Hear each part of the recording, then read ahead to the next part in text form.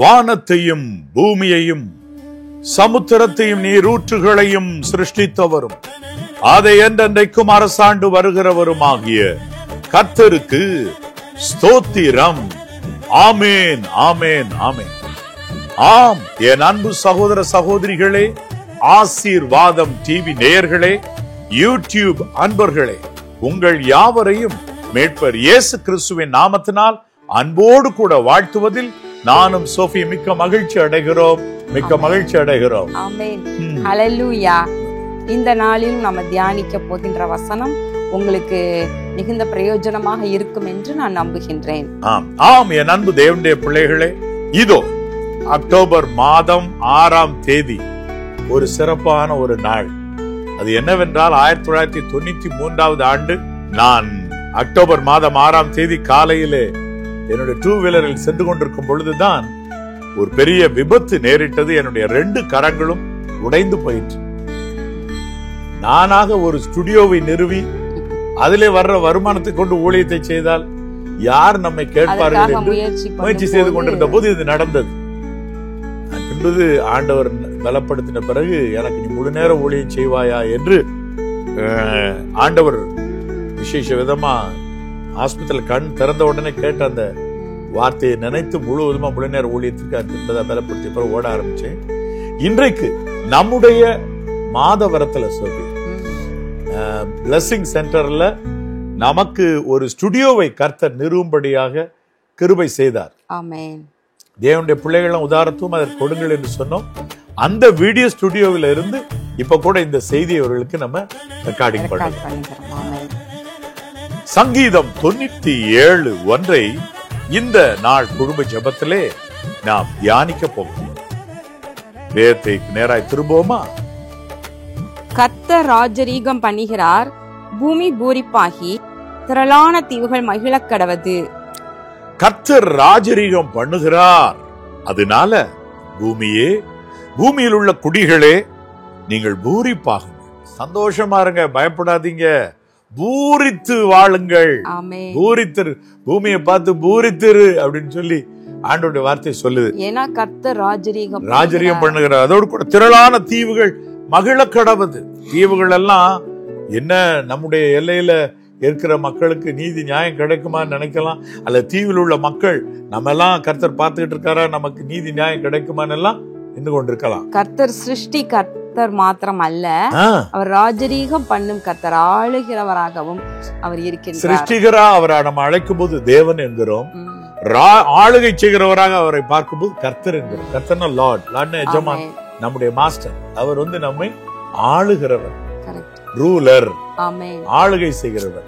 ஆளுகை செய்கிறவருடைய முக தரிசனத்தை என்று எழுதியிருக்கிறது போல தேவனுடைய முகத்தை, ஆம் கர்த்தருடைய முகத்தை காண்பது எவ்வளவு ஒரு பெரிய ஆசீர்வாதம்.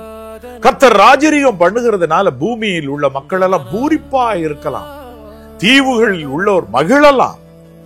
என்ன, கர்த்தர் ராஜரீகம் பண்ணுகிறதுனால நீங்க சேஃபா இருக்கிறீங்க.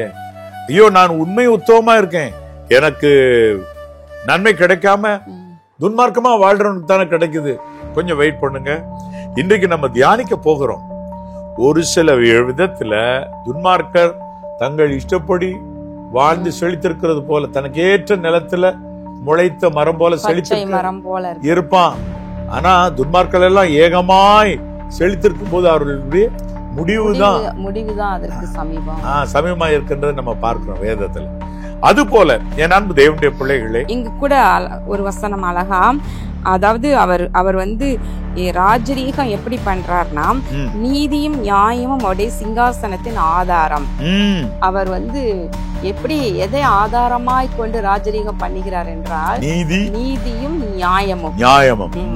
அக்கினி அவருக்கு முன் சென்று சுற்றிலும் இருக்கிற அவருடைய சத்துருக்களை சுட்டரிக்கிறது அப்படின்னு பார்க்கிறோம். நம்ம அதே சங்கீதத்துல படிக்கிறோம்.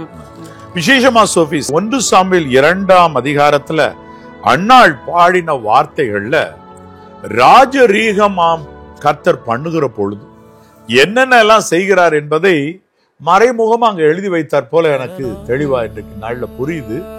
ஆமா, இதனை ராஜரீகம் பண்ணும் கர்த்தருடைய சமூகத்துல தான் இந்த வசனத்தை நான் பெற்றேன். அதை நம்ம இன்றைக்கு பார்க்க போகிறோம். சரியா? அது என்ன வேதத்துல நம்ம வாசிக்கலாம். 1 சாமுவேல் 2:6 வசனத்திலிருந்து படி சோஃபி. கர்த்தர் கொல்லுகிறவரும் உயிர்ப்பிக்கிறவருமாய் இருக்கிறார். அவரே பாதாளத்தில் இறங்கவும் அதிலிருந்து ஏறவும் பண்ணுகிறவர். கர்த்தர் தரித்திரம் அடைய செய்கிறவரும் ஐஸ்வர்யம் அடைய பண்ணுகிறவருமாய் இருக்கிறார். அவர் தாழ்த்துகிறவரும் உயர்த்துகிறவரும் ஆனவர். அவர் சிறியவனை புழுதியிலிருந்து எடுத்து எளியவனை குப்பையிலிருந்து உயர்த்துகிறார். அவர்களை பிரபுக்களோட உட்காரவும் மகிமையுள்ள சிங்காசனத்தை சுதந்தரிக்கவும் பண்ணுகிறார். பூமியின் அஸ்திபாரங்கள் கர்த்தருடையவைகள், அவரே அவைகளின் மேல் பூச்சக்கரத்தை வைத்தார். அடுத்து அவர் தமது பரிசுத்தவான்களின் பாதங்களை காப்பார். என் அன்பு தேவனுடைய பிள்ளைகளே, கர்த்தர் நல்லவர் அப்படின்னு மட்டும் அல்ல, அவர் ரொம்ப ஸ்ட்ரிக்டானவரும் கூட தான். எப்படி அவருடைய அட்மினிஸ்ட்ரேஷன்ல இருக்கு பாருங்க. 6ஆம் வசனம். கர்த்தர் கொல்லுகிறவரும் உயிர்ப்பிக்கிறவருமாய் இருக்கிறார். அப்ப ஆண்டவர்கிட்ட 2 வல்லமை இருக்குது. உயிர்ப்பிக்கிற வல்லமை மட்டும் இல்ல, அவர் கொன்று போடத்தக்கதான அழிக்கத்தக்கதான வல்லமை அவர்கிட்ட இருக்கு. சர்வ வல்லவர் என்று சொல்லும் போது டிஸ்ட்ரக்ஷனும் அழிவையும் அவரால் உண்டு பண்ண முடியும். ஆமென். இன்னைக்கு தேவன் அன்பாவே இருக்கிறார்ன்றதுனால நோவா காலத்துல பார்க்கிறோம் இல்லையா? நோவா காலத்துல ஆண்டவர் வந்து அழகா மனுஷர்களை சிருஷ்டித்து அருமையா அவங்கள வாழ வைக்கணும்னு நினைச்சாரு. ஆனா பாவத்துல அவர்கள் விழுந்த பொழுது அந்த பாவம் பெருகிற்று. அப்போ மனுஷனை உண்டாக்கியதற்காக தேவன் மனஸ்தாபப்பட்டார் என்று பார்க்கிறோம். அப்போ அவருடைய இருதயத்துல அவ்வளோ வேதனை இருந்ததுனாலதான் கர்த்தர் கொல்லுகிறவர் மற்றும் அவர் உயிர்ப்பிக்கிறவர். அப்ப நீங்க அதை புரிந்து கொள்ளணும். இந்த உலர்ந்த எலும்புகள் எல்லாம் உயிரடையுமானா அதை உயிரடை செய்வார்னு மட்டும்தான் நம்ம நினைச்சுக்கிட்டு இருக்கிறோம்.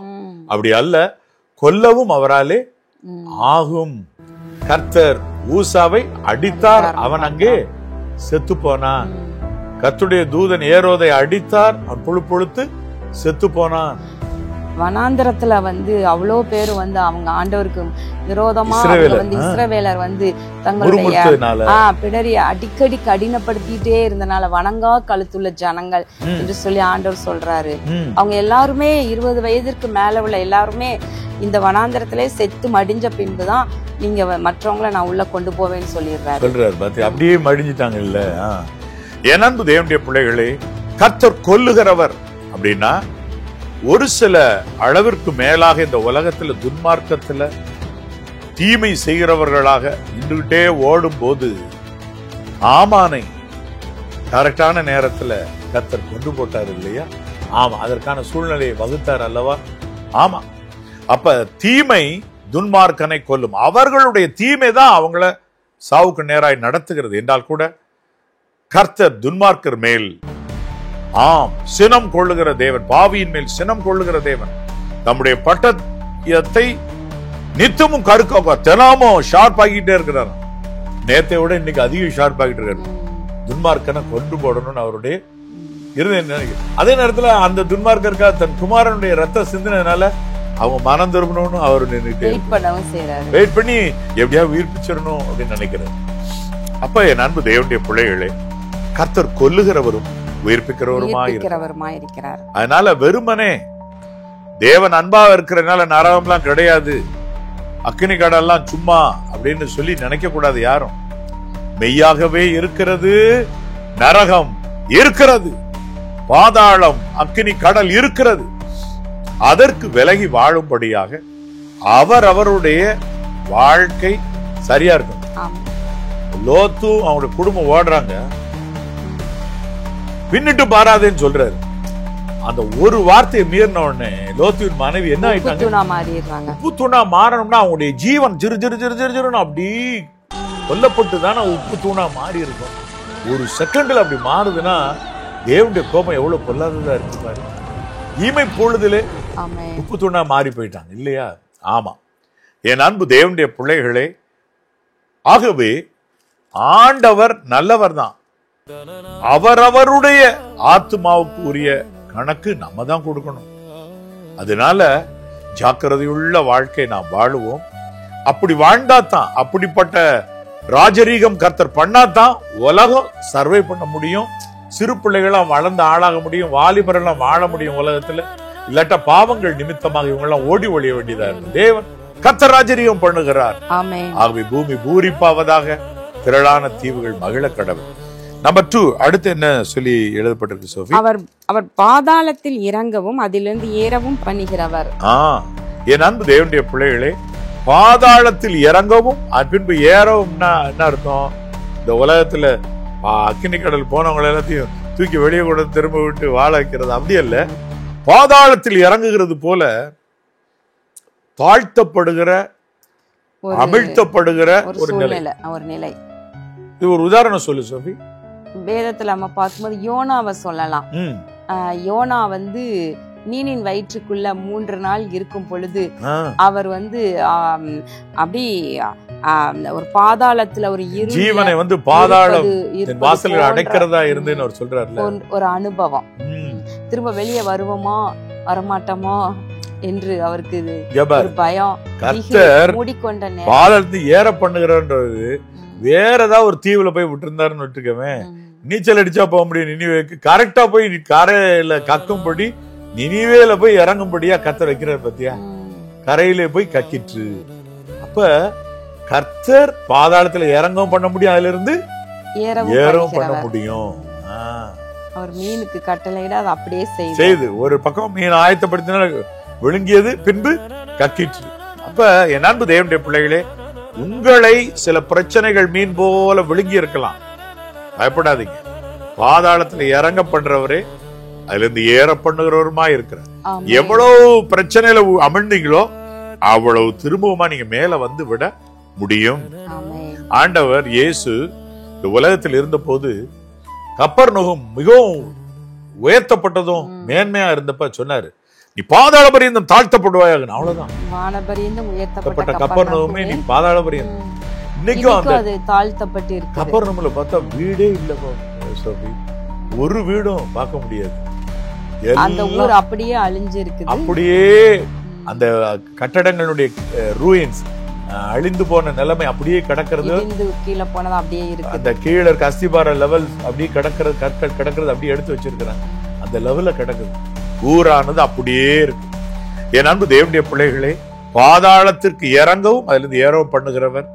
உங்களை ஒருவேளை நீங்க பெரிய கடன் சுமை கவி இருக்கிறதா, பெரிய பிரச்சனைகள்ல மாட்டிக்கொண்டிருக்கிறீர்களா, கர்த்தர் அதிலிருந்து ஏறி வர பண்ண அவராலே ஆகும். அடுத்து, கர்த்தர் தரித்திரம் அடைய செய்கிறவரும் ஐஸ்வர்யம் அடைய பண்ணுகிறவருமாய் இருக்கிறார்.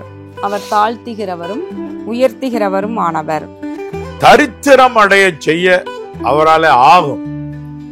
அப்ப மக்கள் எல்லாம் என்ன நினைக்கிறாங்கன்னா, ஆர்டர் பண்ண நம்ம வளர்ந்து ஆளாயிரலாம் அப்படின்னு நினைக்கிறாங்கல்ல.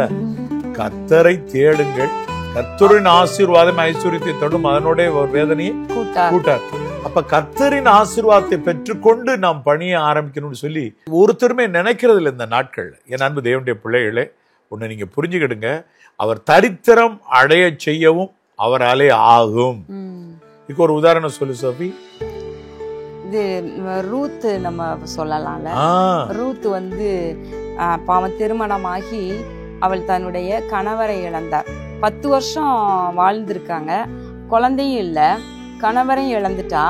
அப்போ வந்து அவளும் நகோமியும் அவளையும் பார்க்கும் பொழுது அவங்க திரும்பவுமா பெத்லஹேமுக்கு வந்து அந்த பெத்லஹேம்ல போய் சாப்பாட்டுக்கு வழி இல்லாம அவங்க போய் வயல்ல போய் எங்கேயாவது கதிர் அறுக்கிற வயல்ல போய் கோதுமை மணி பொறுக்கிட்டு வாரேன்னு சொல்லிட்டு ரூத் கிளம்பி போறா இல்லையா.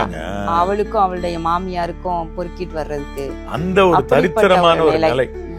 ஏன்னா ஆக்சுவலி இவங்க பெத்லஹேம் ஊரர், கர்த்தரை நம்பி ஜீவித்திருக்கலாம். ஆனா அங்க ஒரு ஃபேமின், ஒரு பெரிய ஒரு பஞ்சம் வரும்போது ஓடிட்டாங்க. மோவாப் தேசத்துக்கு போனது தவறு. அங்க போனனாலதான் தரித்திரம் அடைய பண்ணாரு. ஒரு நிலை இந்த ஒரு திரும்ப வரும்போதும் வந்து நடக்கிற நிலை. ஆனா எந்த வயல்ல பொறுக்கி கொண்டிருந்தாலோ ஐஸ்வர்யம் அடைய பண்ணுகிறவர் அதே வயல் ஓனரா அந்த பொண்ணை மாத்திட்டாரு. திருமணம் பண்ண அந்த வயலுக்கு சொந்தக்காரியா மாத்திட்டாரு. அவர் தாழ்த்துகிறவரும் உயர்த்துகிறவருமானவர். அடுத்து அவருடைய அட்மினிஸ்ட்ரேஷன், அவர் ராஜரிகம் பண்றதுல என்ன பண்றாருன்னா தாழ்த்தவும் முடியும் உயர்த்தவும் முடியும். நெபுகாத் நேச்சார் வந்து ஆமா, அவர் என்னுடைய கையே இதை செய்தது, என்னுடைய பராக்கிரமத்தினால நான் கட்டின மகா பாபிலோன் சொன்ன உடனே ஆண்டவர் வந்து ஆண்டவருக்கு முன்பதா பெருமை பாராட்டி மகிமை பிரசாபத்திற்கென்று நான் கட்டினதுன்னு சொன்னாரு. உடனே கர்த்தர் தாழ்த்தி மிருகங்களோட வந்து அவர் பனியில வெயில இருக்கும்படி மாத்திட்டாரு. ஆனா அவர் என்னைக்கு அத வந்து தப்புன்னு உணர்ந்து கர்த்தரே தேவனே என்று அவர் என்னைக்கு அறிந்தாரோ அப்போ வந்து உடனே அவரை வந்து பழைய ஸ்தானத்துக்கு ராஜாவா திரும்பவுமா மாறிடுறார். அதிக மேன்மையா அவருக்கு கிடைத்தது. அருமையான முகக்களையும் அவருக்கு வந்துருச்சு. ராஜ மேன்மைக்காக முகக்களையும் அவருக்கு வந்தது. அப்ப என் அன்பு தேவனுடைய பிள்ளைகளை, கர்த்தர் ஆளுகை செய்கிறதுனால ஒருவரை தாழ்த்தவும் ஒருவர் உயர்த்தவும் அவராலே ஆகிறது. அதை நம்ம அறிந்தவர்களாக கர்த்தருக்கு முன்பதாக தாழ்மையோடு நாம் நடந்து இந்த வாழ்க்கையின் ஓட்டத்தை ஓடுவது நல்லது. நிறைவாக ஒரு காரியம் பாருங்க. அவர் சிறியவனை புழுதியிலிருந்து எடுத்து எளியவனை குப்பையில் இருந்து உயர்த்துகிறார். அவர்களை பிரபுக்களோட உட்காரவும் மகிமையுள்ள சிங்காசனத்தை சுதந்திரிக்கவும் பண்ணுகிறார். இது நிறைவாக நீங்க மனதில் வைத்துக் கொள்ள வேண்டியது. இப்ப நீங்க சொல்லலாம், நான் ஒரு கிராமத்துல ஒரு ஓரத்துல இருந்து இந்த மெசேஜ் கேட்டுட்டு இருக்கேன், நான் சிறியவன். என் அன்பு தேவனுடைய பிள்ளைகளே, நான் சிறியவன் என்று சொல்ற உங்க எல்லாருக்கும் ஒரு அருமையான வாக்தத்த வசனம், சின்னவன் ஆயிரமும் சிறியவன் பலத்த ஜாதியும் ஆவான். கர்த்தராகிய நான் ஏற்ற காலத்தில் இதை தீவிரமாய் நடப்பிப்பேன். ஆகவே விசுவாசிங்க. கர்த்தருடைய வார்த்தையில் இவ்வாறு எழுதி இருக்கிறதே.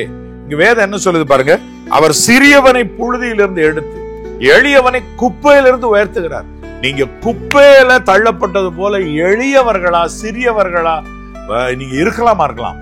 அந்த நிலைமையிலிருந்து கர்த்தர் எடுத்து யோசேப்பை உயர்த்தினது போல உங்களையும் பிரபுக்களோடு மேன்மக்களோடு ராஜாக்களோடு உட்கார அவர் பண்ண வல்லவராய் இருக்கிறார்.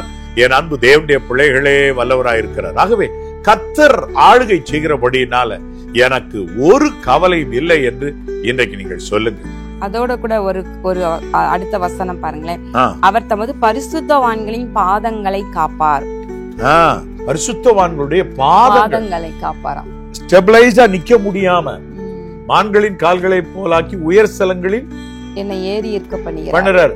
அப்ப நிக்கிறதுல சரியான அஸ்திபாரமான ஒரு இடத்துல நிக்க பண்றது மட்டுமல்ல, பாதம் கல்லில் இடராமல் காப்பது, வலுவாமல் நம் பாதங்களை ஆவிக்குரிய பிரகாரமாக காப்பது, இதெல்லாம் கர்த்தர் செஞ்சுக்கிட்டே இருக்கார். பரிசுத்தவான்களின் பாதங்களை காக்கிறார். எங்க வச்சிருக்கிறார் பாத்தீங்கன்னா, என் அன்பு தேவனுடைய பிள்ளைகளே, ஞானிகளும் புத்திமான்கள் கல்விமான்கள் இவர்கள் எல்லாரும் தேவனுடைய கைவசமா இருக்கிறாங்க.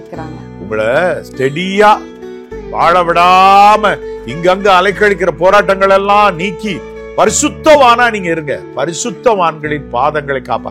உங்களை அழகாக ஒரு இடத்துல செட்டில் பண்ணி வாழ வைப்பார். உங்களை வாழ்ந்திருக்க செய்வார். இந்த நாளில ஒரு சிறு ஜபம் செய்வோமா? இந்த குடும்ப ஜப நேரத்துல குடும்பமா நீங்க வந்து உட்கார்ந்துக்கிடுங்க. சிறு பிள்ளைகள்ல இருந்து பெரியவர்கள் வரையிலும் கை கோர்த்துக்கிடுங்க. நம்ம ஒருமனப்பட்டு ஜெபிக்க போகிறோம். உங்கள் குடும்பத்தை ஆண்டவர் வாழச் செய்ய வல்லவர். அவர் ஆளுகை செய்கிறார். அதனாலதான் நம்முடைய டிவி லோகோ வரும்போது முதலாவது the Lord reigns, கர்த்தர் ராஜரிகம் பண்ணுகிறார் அப்படின்றத நம்ம முதல்ல போடும். அதனால அவர் ஆளுகை செய்வதனால உங்கள் இருதயம் கலங்காதிருக்கட்டும், பூமி பூரிப்பாகட்டும், திரளான தீவுகள் மகிழட்டும் என்று கர்த்தருடைய வார்த்தை சொல்லுகிறதே. அப்படி நீங்கள் மகிழ்ந்திருங்கள். ஒரு சிறு ஜெபம் செய்வோமா? எங்கள் அன்பின் பரலோக பிதாவே, இதோ இந்த நாளிலே நாங்கள் தியானித்த வார்த்தைகளின்படி ஆண்டவரே, வசனங்களின்படி கர்த்தாவே, நீர் ராஜரீகம் பண்ணுகிற கர்த்தர், நீர் ஆண்டவரை கொல்லுகிறவரும் உயிர்ப்பிக்கிறவருமாய் இருக்கிறீர். ஆண்டவரை ஆண்டவர் பாதாள பரியந்தம் இறங்கவும் மற்றும் ஏறவும் பண்ணுகிறவராய் இருக்கின்றீர். ஆண்டவரே, தாழ்த்துகிறவரும் உயர்த்துகிறவருமாய் இருக்கிறீர் என்று பார்த்தோம். ஆண்டவரே, இதோ உம்முடைய பிள்ளைகள் ஆண்டவரே, இதோ இந்த நாளிலும் கூட கர்த்தர் ராஜரீகம் பண்ணுகிறார் என்பதனை ஆண்டவரே அறிந்து கொள்வார்களாக. தகப்பனே, இதோ தன்னை இந்த பூமியிலே சிருஷ்டித்து அழகாய் வாழ வைத்து கொண்டிருக்கிற ஆண்டவர் நம்மை அருமையாய் நடத்துகிறார் என்பதனை புரிந்து ஆண்டவரே உம்முடைய வார்த்தைகளின் படியே கீழ்ப்படிந்து நடக்க ஆண்டவரே உமக்கு பிரியமாய் வாழ ஒவ்வொரு நாளும் முயற்சி எடுப்பார்கள். ஆமென். அன்புள்ள பரிசுத்த பரலோக பிதாவே, இதோ சோஃபி இவ்வளவு நேரமும் செய்த ஜெபத்தை போலவே உம்மை நோக்கி நான் கெஞ்சுகிறேன் ஐயா. மீட்பர் இயேசு கிறிஸ்துவின் நாமத்தினால கெஞ்சுகிறேன். கர்த்தாவே தேவரீர், இதோ இப்பொழுதும் நான் சிறியவன், எளியவன், குப்பையில் இருக்கிறேன், தூசியில் இருக்கிறேன் என்கிற நிலையில இருக்கிற தேவனுடைய பிள்ளைகள் நீ தூக்கி எடுத்து பிரபுக்களோடு உட்காரவும் மகிமையுள்ள எல்லைகளை அடையவும் நீர் கிருபை செய்ய வேண்டும் என்று நான் கெஞ்சி ஜெபிக்கிறேன் ஆண்டவரே.